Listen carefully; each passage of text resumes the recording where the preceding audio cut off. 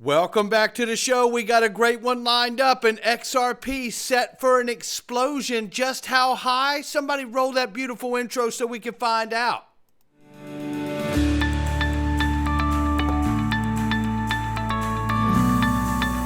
Digital Perspectives with Brad Kimes. Come on in.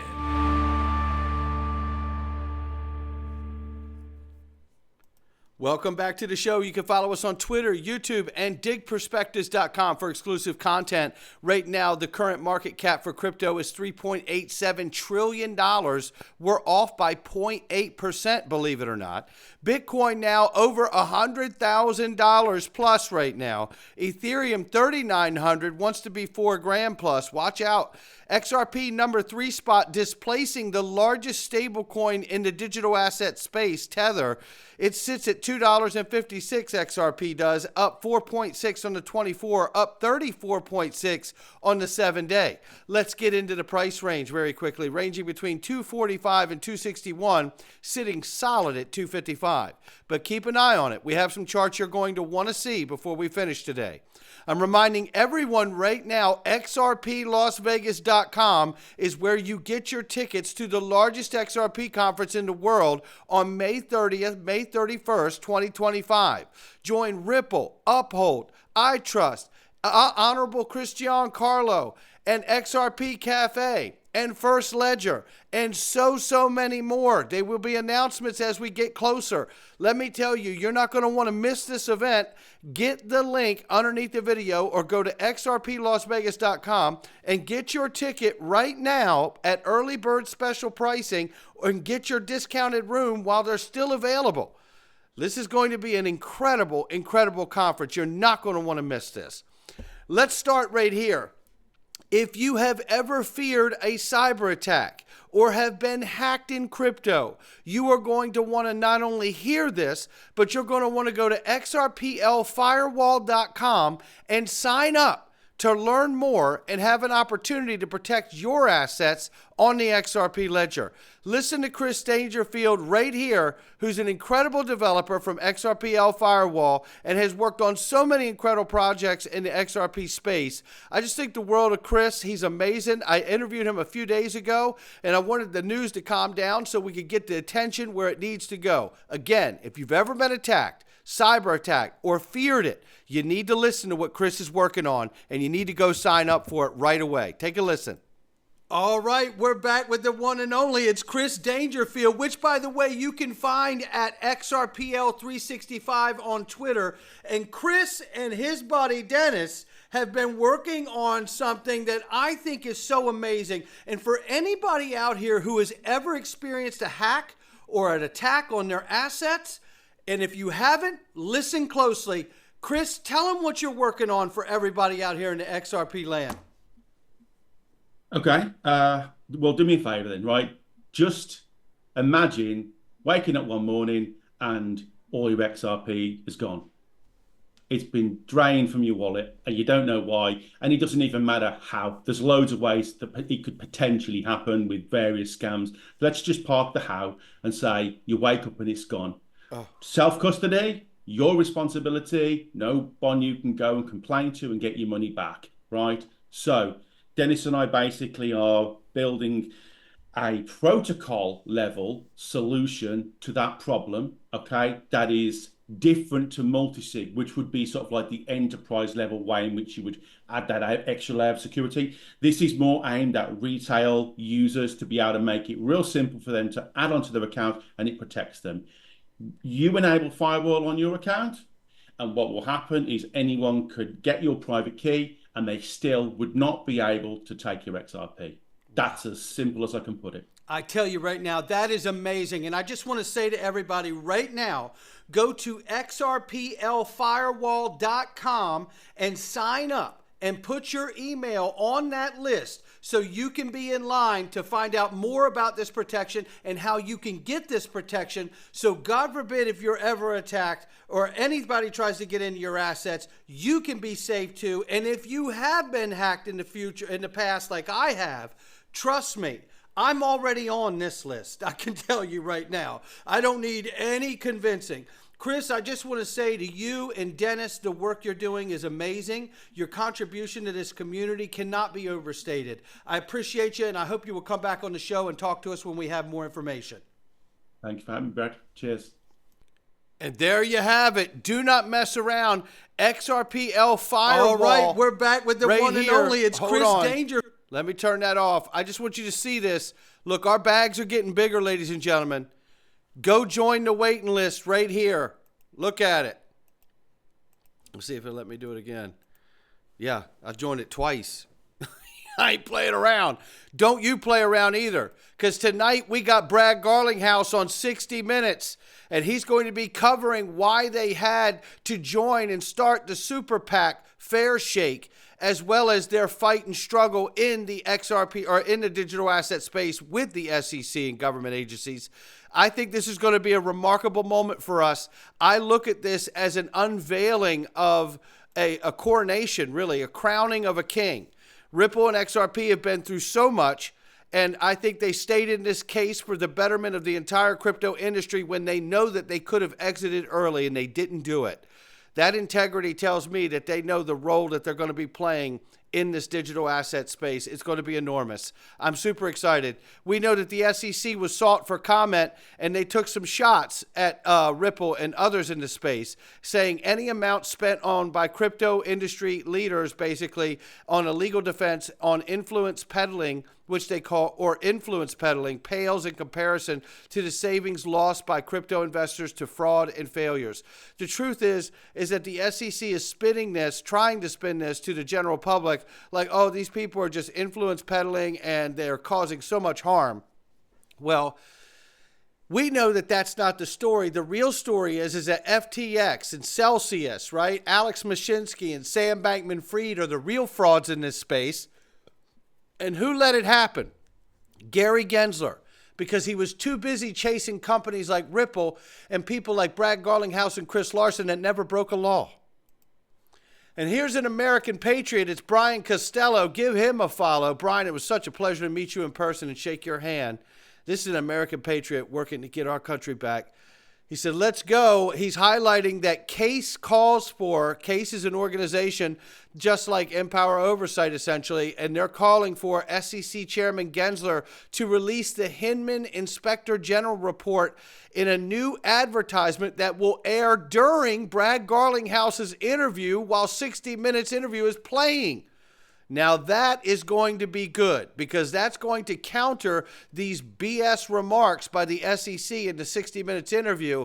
And the people watching tonight are going to find out, oh, so the SEC is holding back an investigation of Bill Hinman, who we know is not a good guy and has not been above board.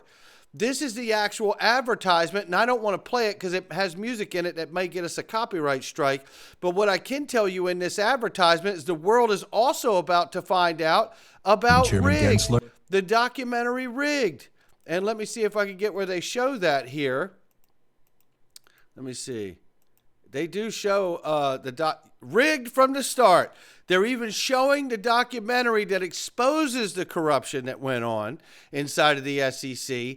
Tonight, while the entire world is watching the 60 Minutes interview. Come on in. Yeah, I like that. Charles Schwab says Bitcoin is going to $1 million once Trump establishes a strategic Bitcoin reserve.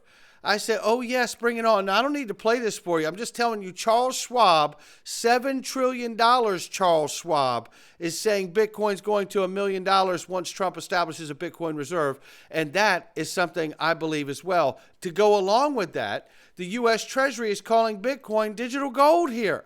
Look at this. Primary use cases for Bitcoin seems to be a store of value, a.k.a. digital gold. That's what they're calling it. There's been a change of tune here inside of government walls. And here's what I have to say. I believe that if they pass a strategic reserve bill or a stockpile reserve bill for Bitcoin, that it was absolutely a government psyop to help as a financial band-aid, a place of high ground, while they transition the entire economy and the monetary system to this new digital era. Write that down. And here's a reminder of just how important Ripple really is. And then I want to take you somewhere very special with a number we've all heard before. But let's imagine where the number comes from. Take a listen to this. At this is Ripple's really trying to solve that cross-border payments problem. Central bank digital currencies are domestic by nature. They're issued by a central bank or potentially issued by a central bank. So they're not really solving cross-border problems. They're solving domestic solutions more often than not. So look, I think that what we're seeing happen with stablecoins, we're seeing happening with central bank issued digital assets, I think is exciting. I'm not exactly clear how it's all going to play out. You're seeing countries experiment and test. Ripple has partnered with several central banks around the world. Some we've announced, some we haven't yet announced, that they're issuing and testing using the XRP ledger to issue their digital assets on the XRP ledger as a token. So we're excited to be working with them. And look, at our core, Ripple's really good at working with enterprise customers. A government is just a big enterprise customer. We know how to sell to. That's an interesting notion. I mean, in some ways, it's just a really big enterprise customer. And we're pretty good at that now because we've had a lot of experience with it and worked with some of the largest banks in the world, as well as a lot of the smaller payment companies that have grown very quickly using our technology. It's helped them grow more quickly. So, understanding that, we've all heard that clip before, we've at least been informed of it. But let me say this, because this is very interesting. Brad Garlinghouse, CEO of Ripple, says he predicts $5 trillion market cap before the end of the year, and it's already December. Are you ready, says Amonix. And I say yes. And what carries this for me is that why don't we start asking the question, if it is going to be a $5 trillion market cap and we're $3+ trillion now, what is it Brad knows that allows him to see a $5 trillion market cap? And how much of that remaining $1.5 trillion is going to fall at Ripple's doorstep? And could it be the real USD that is going to launch imminently that helps bring the other $1.5 trillion? And how much of that will land at XRP's market cap? This is getting very interesting. Let's go to the charts here. We know currently right now, Dark Defender says we can compare two charts. It's this one and the one below. But what we need to know is what he's saying here. We will eye $2.72 and $2.92, and then a C-wave correction is expected. So don't be surprised by that. We will analyze that when it also arrives. Good night to you. Egrag Crypto says, quick update on the hour time frame. We're closing multiple candles above $2.50, which is undeniably bullish. He says here, the bulls are holding their ground and defending this range fiercely, while $2.27 is still in play. It's just noise in the big picture. Again, $2.70 is the critical level to watch, going right back to $2.72. They're in alignment. I love seeing alignment. Then Peter Brandt, who's been extremely critical of XRP and other digital assets, longtime trader across all markets, says this is the most powerful chart in all of crypto world, XRP to USD. How about that one? Then there's this, Egrag Crypto, total market cap, $10 trillion by March 2025? What? Look at this. Looking at the peaks of this channel he's provided here of the cryptocurrency total market cap. He's suggesting we could be at $10 trillion, not 5 by the end of the year, as Brad said, but another 5 by March if Brad's right. He says here, take a look at the chart below, decide for yourself. The next 100 days are going to be game-changing. Trust me, you're not bullish enough for what's coming. Make every day count. This is your chance to rewrite your story and change your bloodline forever. Make these 100 days count. Oh my goodness. Imagine a $10 trillion market cap by March, which is 4 months from now, and imagine how much of that could find its way to the real USD and XRP and Bitcoin. Think of it. Does $2, $6, and $40 sound like it can't be reached? Should we see the $5 and $10 trillion? I think it's an easy conversation myself personally. And then I go from this. Remember when I shared this on November 30th about the percentages? We know back in the day, the largest percentage growth XRP ever witnessed was 72,000% in 2017. That same percentage from $1.90 would give us a $1,368 XRP price at that time. Now, today we're at $2.5355. if we were to have just a 1,500% jump on price, and we've already experienced over a 433% jump in 30 days. If we were to see, and I'm just scaling it down for an example, I certainly believe these large jumps are possible. But just coming back to a 1,500% jump from $2.50 would give us a $38.40 XRP. Absolutely possible. Then let's look at this. What's on your bucket list, says James Rule. People, a new house, learn how to hang glide. All of this stuff, freedom. Here's what I say. Having more time to make memories with the people I love. That's our legacy. That's what our legacy truly is. Memories. Strangers don't know you. They won't remember you. You could have all the money in the world. It's how you treat people. They might not even remember your name or exactly what you said, but human beings will never forget how you made them feel. And what a valuable comment here is from a clip I had from David Schwartz that inspired me to say this. I'm going to share it right now. There. So let's start right here. Shout out to David Schwartz for this. And I think this is, let me read this. He says, as many of you know, I sold 40,000 ETH at about $1 to put solar panels on a house I no longer own. That ETH was worth over $100 million shortly after. My father, ironically, did almost the same thing. After my older siblings moved out, my parents didn't need the enormous house we were living in, but it needed quite a bit of fixing up to sell. So my father sunk a lot of money into gutting and redoing the house.